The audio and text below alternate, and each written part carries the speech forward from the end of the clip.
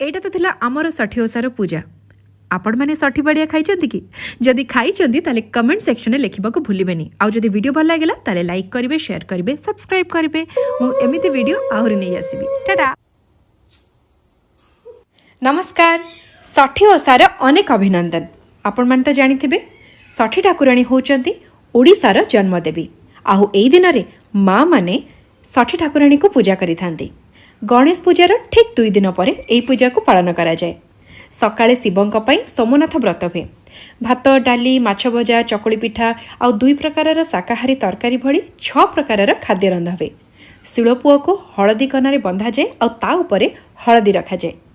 अपमा रंग बाउंश, धान, वज्रमूली, सारू आदि 5 प्रकार गछ को एकाठी करी बंधा जाए।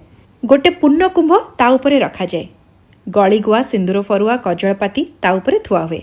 आउ तापरे दुब, बरकली पत्र, अरुआ चाउल रे वंदना करा जाए। बाउंश डाल, वज्रमूली, पेड़िका, तापरे आंब डाल, बरकली डाल ए सब रे छुआ मान को जेतले पिता हो समय सप्त हो तंकर आयुष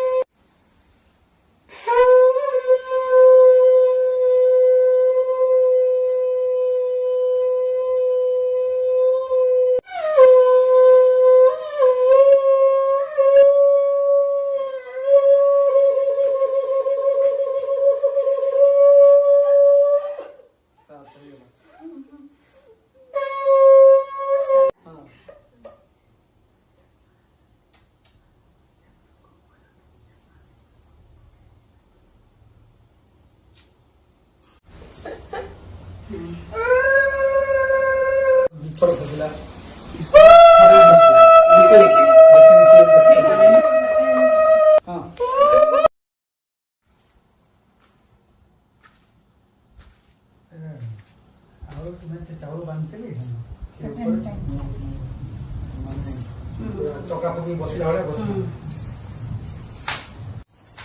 हां एटा ठीक है कि मेरे फास्ट लागला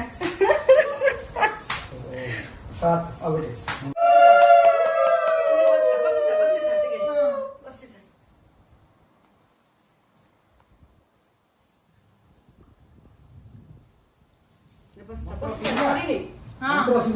एटा तो थिला आमर षठी ओषार पूजा।